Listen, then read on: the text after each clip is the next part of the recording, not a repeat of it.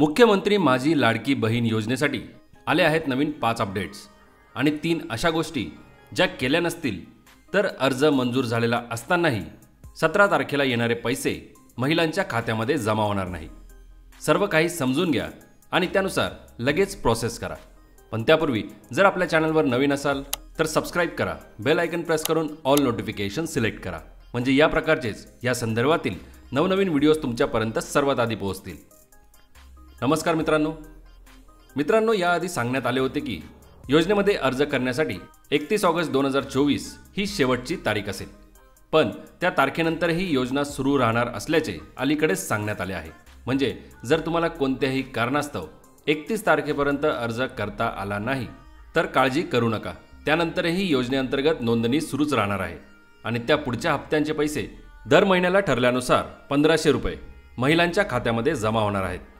आता ज्या महिलांकडे कोणतेही रेशन कार्ड नाही, उत्पन्नाचा दाखला सुद्धा नाही, त्यांना उत्पन्नाचा पुरावा म्हणून स्वघोषणापत्र म्हणजे सेल्फ सर्टिफिकेशन देता येणार आहे। उत्पन्नाच्या दाखल्याकरता कोणालाही रांग लावायची आवश्यकता नाही। ज्यांच्याकडे पिवळे आणि केशरी रेशन कार्ड आहे अशा सगळ्यांना त्या ठिकाणी ही योजना लागू करण्यात आलेली आहे। ज्यांच्याकडे रेशन कार्डही नाही आहे त्यांनी सेल्फ सर्टिफिकेशन करायचं आहे। स्वतः केवळ सेल्फ सर्टिफिकेशन केलं तरी देखील त्यांना ही योजना मिळणार आहे। या स्वघोषणापत्रामध्ये स्वतःच्या किंवा पतीच्या वार्षिक उत्पन्नाची माहिती महिलांना भरता येते। हे घोषणापत्र उत्पन्नाच्या पुराव्याच्या जागी महिलांना ऑनलाईन फॉर्म भरताना अपलोड करायचे आहे। हे सेल्फ सर्टिफिकेशन कसे मिळणार, ते कसे भरायचे या संदर्भात एक सविस्तर डिटेल व्हिडिओ आपल्या चॅनलवर उपलब्ध आहे। त्याची लिंक तुम्हाला आपल्या या व्हिडिओच्या डिस्क्रिप्शन बॉक्समध्ये मिळेल, तो नक्की बघा आणि सेल्फ सर्टिफिकेशन कसे भरायचे ते जाणून घ्या।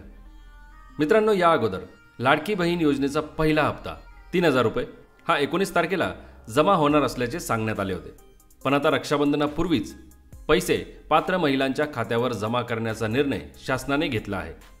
हे पैसे डीबीटी म्हणजेच डायरेक्ट बेनिफिट ट्रान्सफर मार्फत 16 व 17 ऑगस्ट या दिवशी पात्र महिलांच्या थेट बँक खात्यात जमा केले जाणार असून डीबीटीची प्रोसेस सक्सेस होण्यासाठी महिलांचे बँक खाते त्यांच्या आधार नंबरसोबत लिंक असणे अत्यंत गरजेचे आहे। त्याचप्रमाणे मध्यंतरी अशी देखील न्यूज आली होती की मराठीमध्ये भरलेले अर्ज मंजूर होणार नाही किंवा जमा झालेले अर्ज हे रिजेक्ट होत आहेत, पण महिला व बाल विकास मंत्री अदिती तटकरे यांनी आता स्पष्ट केले आहे।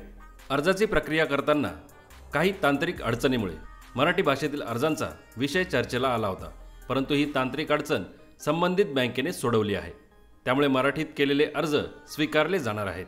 मित्रांनो, याआधी उत्पन्नाचा पुरावा म्हणून फक्त उत्पन्नाचा दाखला, तो नसेल तर पिवळे अथवा केशरी रेशन कार्ड जोडावे लागत होते। त्यामुळे पांढरे म्हणजे शुभ्र रेशन कार्ड असणाऱ्या महिलांना लाभ मिळणार का हा प्रश्न समोर येत होता, पण आता याही प्रश्नाचे उत्तर मिळाले आहे। कारण नवीन सुरू झालेल्या वेबसाईटवर पांढरे किंवा शुभ्र रेशन कार्ड असेल पण कुटुंबाचे वार्षिक उत्पन्न हे 2,50,000पर्यंतच असेल तर तसा दाखला जोडून आता महिलांना मुख्यमंत्री माझी लाडकी बहीण योजनेचा लाभ घेता येणार आहे। मित्रांनो, आत्तापर्यंत राज्यामध्ये करोडो अर्ज जमा झाले आहेत आणि करोडो अर्ज मंजूर देखील झालेले आहेत, पण सर्व सूचना देऊनही अनेक महिलांनी आधारसोबत लिंक नसलेल्या बँक अकाउंटची माहिती अर्जामध्ये भरली आहे किंवा अकाउंट नंबर भरला आहे पण त्यासाठीचा IFSC कोड भरलेला नाही आणि अनेकांनी तर जनधन खाते चालेल म्हणून ते जोडले आहे, पण बऱ्याच दिवसांपासून ते ऑपरेट न केल्याने असे जनधन खाते एकतर बंद झालेले आहे किंवा ते इनॅक्टिव्ह आहे। तुम्ही देखील असे काही केले असेल किंवा अशा खात्याची माहिती भरलेली असेल तर लवकरात लवकर या 3 गोष्टी चेक करून घ्या। पहिली, अर्जामध्ये दिलेला अकाउंट नंबर बरोबर आहे का, त्यासोबत IFSC कोड भरलेला आहे का। दुसरी, जो अकाउंट नंबर अर्जामध्ये भरला आहे तो तुमच्या नावावर आहे का आणि तो आधार नंबरसोबत लिंक आहे का। आधार नंबरला कोणते बँक अकाउंट लिंक आहे हे जर तुम्हाला बघायचे असेल तर आपल्या चॅनलवरील हा व्हिडिओ बघा, यामध्ये सर्व माहिती एक्सप्लेन केलेली आहे। या व्हिडिओची लिंक डिस्क्रिप्शन बॉक्समध्ये दिलेली आहे।